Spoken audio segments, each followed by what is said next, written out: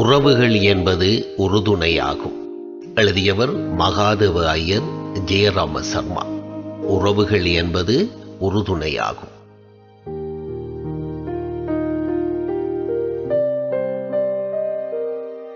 அம்மா என்போம், அப்பா என்போம், அண்ணா அக்கா தம்பி என்போம், மாமா மாமி மச்சான் மச்சாள் என்போம், அப்பா தங்கையை அத்தை என்போம், பாட்டி தாத்தா மூதோராவர், பெரியப்பா பெரியம்மா சித்தப்பா சித்தி உரிமையாய் உறவாய் உதவியே நிற்பர். அருகினில் இருப்பார், அனைத்துமே நிற்பார். சகோதரர் என்பார், சந்தோஷம் தருவார், சங்கடம் வந்தால் அங்கெல்லாம் நிற்பார். இங்கிதம் அறிவார், இரக்கமாயிருப்பார், என்றுமே உரமாய் எப்போதும் இருப்பார். பேரன் பேத்தி வாரிசாய் வருவார், அவரின் பிள்ளைகள் உறவாய் இணைவார். பரம்பரை என்பது வளர்ந்தே போகும், நிலந்தனில் உறவுகள் நெடுந்தொடராகும். பேரன் பேத்தி வாரிசாய் வருவார், அவரின் பிள்ளைகள் உறவாய் இணைவார். பரம்பரை என்பது வளர்ந்தே போகும், நிலந்தனில் உறவுகள் நெடுந்தொடராகும்.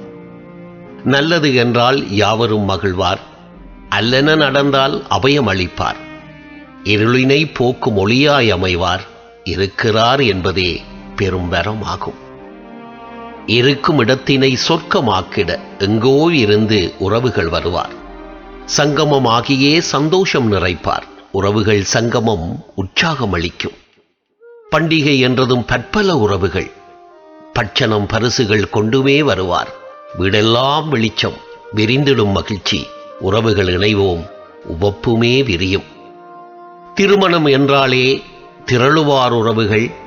மணமகன் பக்கம் மணமகள் பக்கம் திரும்பிய இடமெல்லாம் தென்றலாயிருக்கும். கரும்பின் சுவையாய் களிப்பே பொங்கும். வாளை கட்டுவார், தோரணம் அமைப்பார். மங்கள இசையோ வானத்தை தொட்டிடும். குழந்தைகள் குதூகலம் கோலம் போடும். பாட்டியை தாத்தாவை பரவசம் பற்றிடும். மூதோர் ஆசையை பெறுவது முக்கியம்.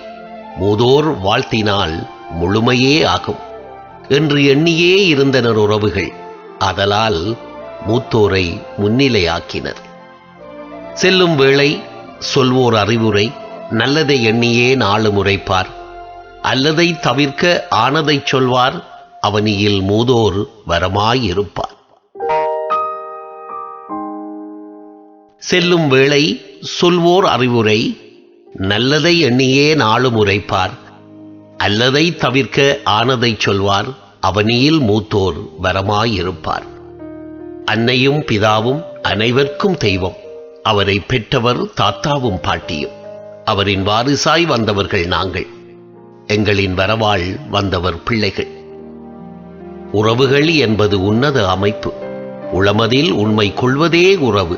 உயிர்ப்புடன் இருப்பதே உறவது உயர்வு. உலகினில் உறவுகள் உயிர்ப்புடன் இல்லை.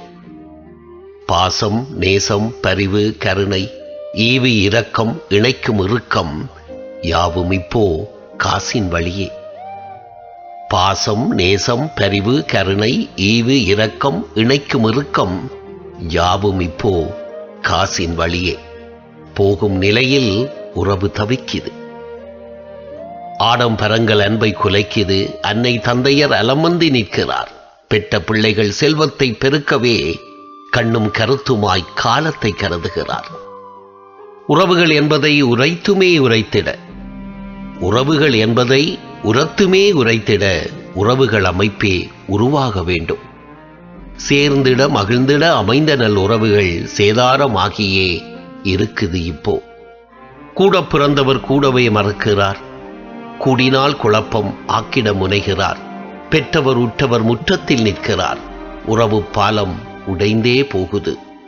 கூடா சேர்க்கையே குணத்தை குலைக்குது. குடும்ப உறவினை கூறாயாக்குது. சுற்றம் எல்லாம் குற்றமாய் காட்டுது. சுதந்திர உறவுகள் நொந்துமே போகுது. கூடும் கூட்டம் கூடவே வருமா? கொண்ட உறவுகள் கூடவே வருமா?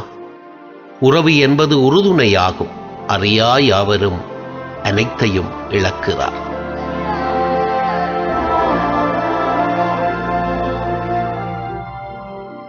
கூடா சேர்க்கையிலே குணத்தை குலைக்குது. குடும்ப உறவினை கூராயாக்குது. சுற்றமெல்லாம் குற்றமாய் காட்டுது. சுதந்திர உறவுகள் நொந்துமே போகுது. கூடும் கூட்டம் கூடவே வருமா? கொண்ட உறவுகள் கூடவே வருமா? உறவு என்பது உறுதுணையாகும். அறியா யாவரும் அனைத்தையும் இழக்கிறார். கூடும் கூட்டம் கூடவே வருமா? கொண்ட உறவுகள் கூடவே வருமா? உறவு என்பது உறுதுணையாகும். அறியா யாவரும் அனைத்தையும் இழக்கிறார்.